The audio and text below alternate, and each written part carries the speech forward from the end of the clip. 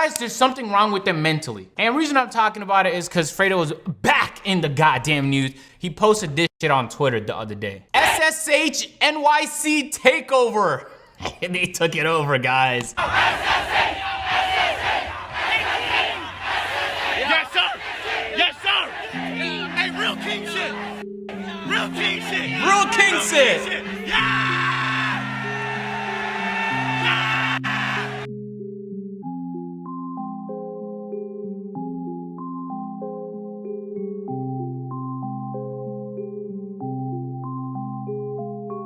As an individual that's had his finger on YouTube over the past decade or so, I am fairly familiar with the concept of a YouTube beef or a YouTube rivalry. However, in this instance, we could categorize the rivalries in various ways.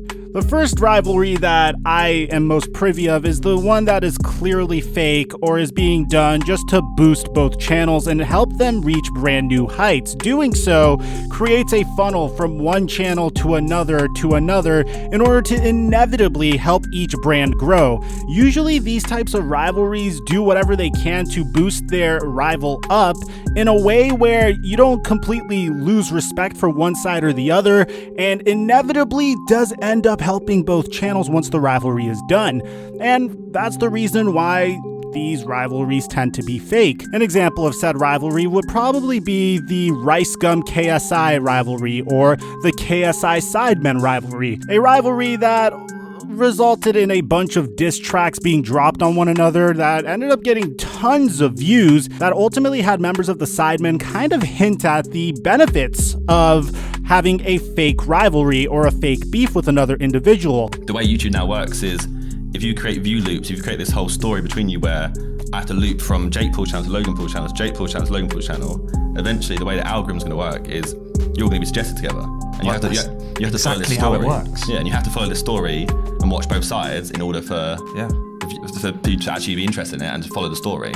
Therefore, both channels booming, and you're pushing two networks, the Jake Paulers and the Low Gang. You're putting two audiences like bang. It's like saying, imagine if Sidemen went, right, you know what? FaZe Clan, right? FaZe Clan. And they're like, should have done this, by the way. Yeah. FaZe? About a year ago, yeah. It comes so easily. I think we should have strategized the whole beef between all of us. Like, there should have been a Sidemen beef. Yeah. That's the whole thing. We're not smart enough. No, we are. No, we're not smart enough. We fully are. We're not smart enough. No, because we've said these things loads. But there are some instances where an individual just has such a fundamental problem with what another individual is doing to the point where they just can't keep it in. And if there's one thing that I absolutely respect about Agent Zero, it's the fact that he speaks his mind whenever he sees an injustice go on in the YouTube community, be it his rivalry with Ronnie2K over something as silly as not receiving a verification logo because it's just simply bad for his brand to commit to 2K in such a way, or more recently, his rivalry with PrettyboyFredo. And the thing that I find very fascinating about this rivalry is Agent Zero appears to have PrettyboyFredo right where he wants him, and this is as an individual that's being impartial. Alright, so is it wildly irresponsible to have a whole group of your fans, the people you're supposed to care about, at a time like this? Yes. But it becomes infinitely more irresponsible when you find out that just last week, he uploaded a video saying he caught the Rona. Now, I go into any PrettyboyFredo video, I don't watch him, but I'll be linked them. I'll go into it knowing it's fake. He would have to prove to me it's real at this point. We've seen too much evidence. About a week and a half after posting videos saying he caught the Rona, he just murked the video from existence. But the actual video of him saying he caught the Rona was just him on a goddamn phone with somebody we were supposed to believe was a doctor saying he caught it. Man, we're not, well, at least I'm not. I don't know, some of your audience might be. Are y'all falling for the shits? How long y'all been watching YouTube? Y'all can't tell when something is real? Another thing that you could clearly tell as Agent is commentating and calling out PrettyboyFredo, he's not calling him out as a result of a personal vendetta against him. He's calling him out and trying to hold him accountable based off of one of his actions, which is faking coronavirus and congregating a large mass of people just to inflate his ego in New York City. And you could tell that because Agent actually goes out of his way to praise PrettyboyFredo for actually doing something to positively influence individuals to do good things, as you could see in this clip. my problem is not with fake videos. It's the fact that the type of videos you're faking and try and make you seem like a good person. Like in PrettyboyFredo's catalog, let's look at his catalog here. Man, there's no shortage of videos of him donating money, etc., etc., etc.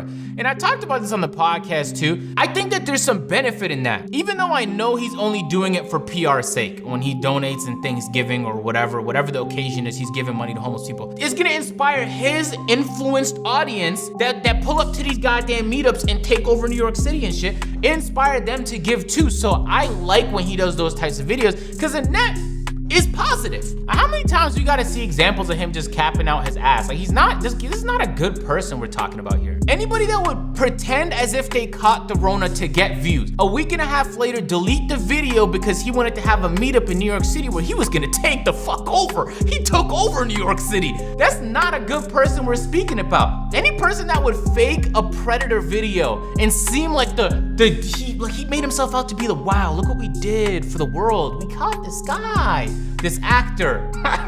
This is supposed to be a good person? You want me to believe that shit? Come on, man. So of course, when he posted that video to Twitter, every imaginable content creator had some opinions about it. LD2K responded saying, irresponsible. Bringing together large groups of kids will inevitably spread to their families and essential workers. You're supposed to be a role model. Hope this is worth it while my sister is on the front lines dealing with Rona patients in hospitals.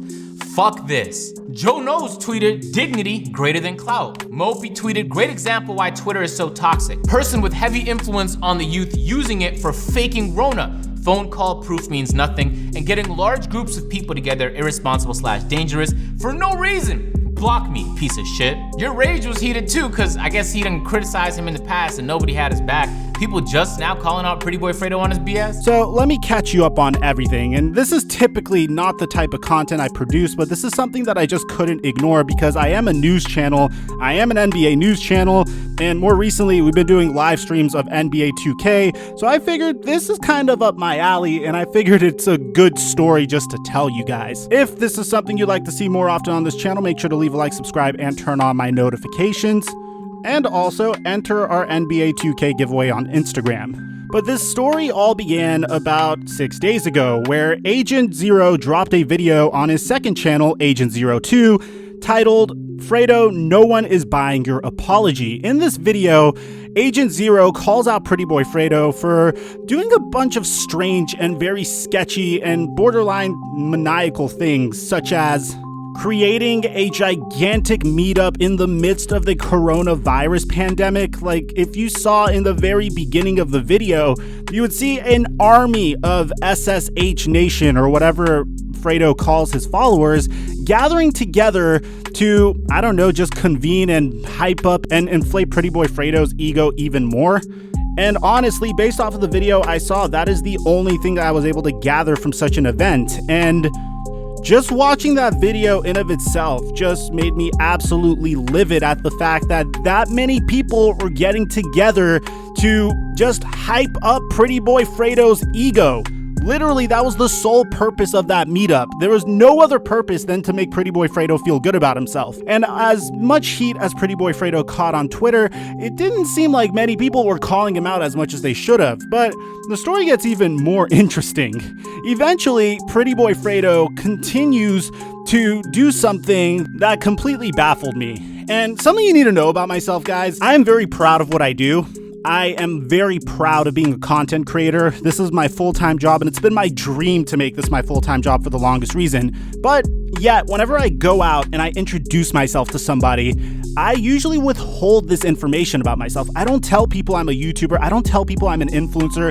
I might tell people that I run a social media marketing agency or an advertising agency, just because people like PrettyboyFredo make YouTubers seem like complete sociopathical narcissists. And he further reinforced that fact when he created a video where he since deleted, where he claimed that he had the coronavirus. And when he got caught, he came out and apologized. And at this point, you're, one, showing a complete lack of empathy towards those that are risking their lives, working in the front lines in those hospitals, trying to take care of all those sick individuals, which, by the way, I have cousins that are doctors. I have friends that are nurses.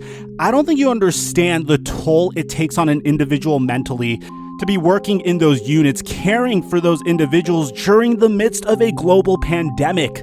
Hospitals are currently losing money, and emotionally, I just see nurses and doctors not only miserable, but absolutely mentally and emotionally drained from the amount of death and from the amount of grim things they have to see on a day-to-day basis. I think there's one part of Agent's video that I think is super important for you guys to understand, because I think this is the main theme of the story. And once you understand this one part of Agent's video, you'll be able to understand how PrettyboyFredo's brain works, because he nailed it right on the dot, and he was 100% correct. It's the fact that PrettyboyFredo is so full of himself that he refuses to hold himself accountable for his mistakes.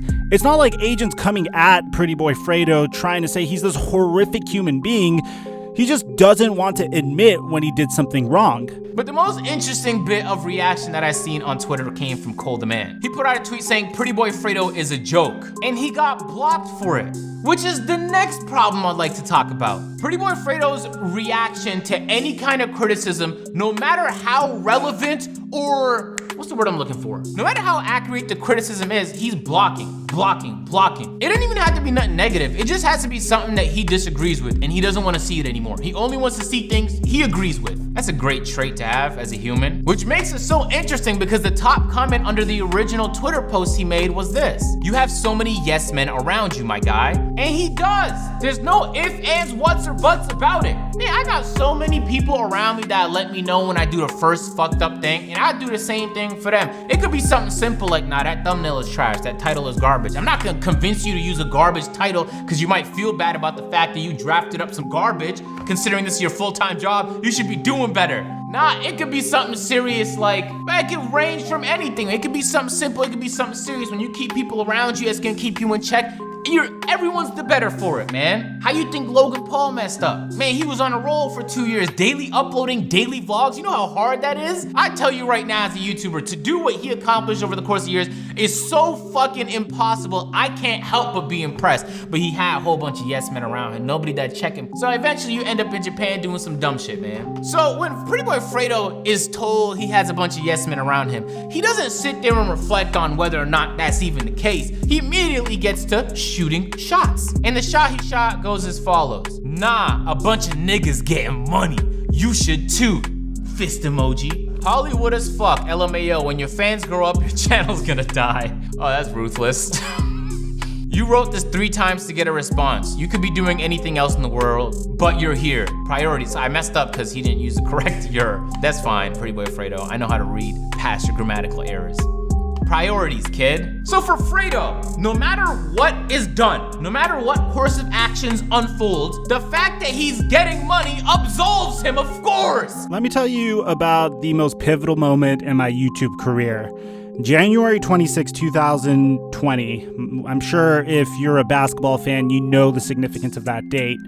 That was the day Kobe Bryant died, and I uploaded by far my worst video of all time. And everyone gave me crazy backlash. I got DMs saying take it down. I had people calling me insane and a sociopath. And I didn't realize how horrific of a video it was until I got a full night's sleep afterwards. And to this day, I know it's horrible to have this trait. I still beat myself up over it, but I did take a very important lesson from it. I took the time to understand in the future that I need to think through the way I report sensitive news topics, even if I am an NBA news reporter. You know, I have to take my time, really analyze the data. And yeah, of course, I was really in my emotions that day. I was on 4 hours of sleep and I was hungover and I forced out a horrible upload. But at the end of the day, I would like to think I'm very proud of myself from learning from that moment. And I don't try to hide that moment. I actually bring it up fairly consistently in my live streams and my uploads. And that's something that in of itself, I think is a beautiful trait. Being self-aware and understanding that you're not perfect and you're still always on this quest to become a better version of yourself and evolve as a human being, I think is an absolutely beautiful thing. You're not perfect all the time, but so long as you're trying to get better, that's really all that matters. Fanned out, you capped out, and you glazed out, my nigga. You got down your throat. And I'm gonna tell you guys the worst part about it all. This kid had his fans spamming me on Twitter death threats to my daughter, to my child, an innocent being. How disgusting and a pig you are. You do not deserve a channel. You are canceled. And as a father, it's on sight, bro. You are a scum, you are a pig, and you are a clown, and you will be canceled. There's two things that completely drive me insane about the tweet he shows. One, it wasn't a death threat. The person that was tweeting at PrettyboyFredo wished some misfortune upon him. And as a YouTuber, people get that. I bet you there's going to be a ton of horrible comments wishing that I end my YouTube career, delete my channel, and I don't know, die in a horrible car accident in this very video. I get it all the time. It's part of being a YouTuber, especially if people don't agree with you, and especially if you have almost 7 million subscribers. But even furthermore, there is absolutely no evidence or data whatsoever that shows Agent trying to push people to tweet death threats at PrettyboyFredo, and the tweet he shows in of itself isn't a death threat. So this all comes off as one gigantic attempt by PrettyboyFredo to manipulate his audience against Agent just because he got his feelings hurt, for Agent calling him out for one, grabbing a bunch of people and congregating in the midst of a global pandemic, two, faking the fact that he has the virus that is going around killing people, and three, providing irrefutable evidence that PrettyboyFredo typically fakes videos and fakes news and fakes uploads for the sake of viewership. Now, I'm not going to jump even into that. I feel like I used way too much of Agent's clips already. If you want more evidence, then I'll leave a link to Agent's video in the description down below. And I'll also leave a link to PrettyboyFredo's video in the description down below. To be honest, I didn't watch Fredo's video past this point because as soon as he said this, and this is at the 1.5 minute point, he lost all credibility in my eyes. When you try to manipulate your audience, especially when you have that much reach, that's when I begin to say, okay, this is terrible content, and I just stop watching it. But let me know, maybe I'm missing something. I'd like to get your opinion on the matter. Aside from that, I'm your boy, TheFlightMike, and if we need to make a part 2, we'll catch you in that upload.